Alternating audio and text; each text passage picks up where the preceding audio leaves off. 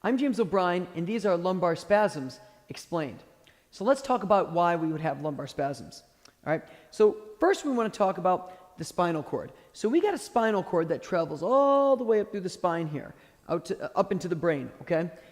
You can't really see it on this model here, but where these nerves come out from, they come out of your spinal cord. These are the nerves right here. So your body's smart, all right? It knows that if there's some type of forceful instability or there is just a gradual instability that generates over time, that it could be really harmful. Let's think about if you fell off a building or you were in a car accident and you were really forcefully put into a position really quick. And you severed that spinal cord, or you created such an instability that it disrupted the spinal cord, you could be paralyzed. So your body's smart, and it says, well before that would happen, all right, if it's starting to sense some instability, let's lock everything up so we don't have any more motion, so we don't cause any more harm. All right, so if I'm normally training myself in good posture and I keep good alignment and I stay there often, I'm using the right muscles for the right job to stabilize my spine. However, if I'm frequently getting out of good posture and losing that alignment, those muscles aren't doing a good job.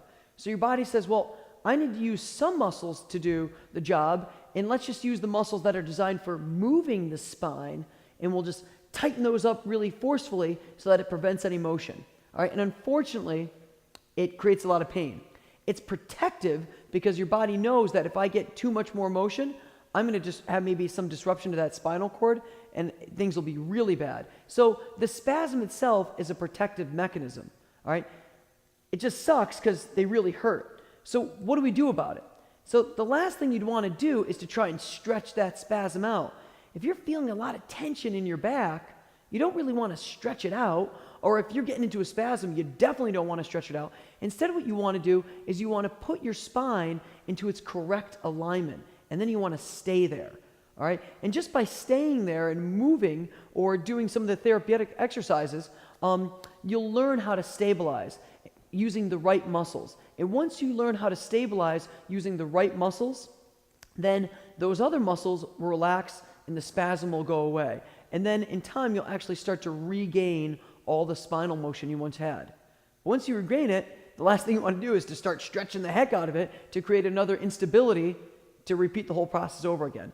So really the goal is to get into good alignment, stabilize, stay there, things will relax, the pain should subside, and definitely the spasms should subside.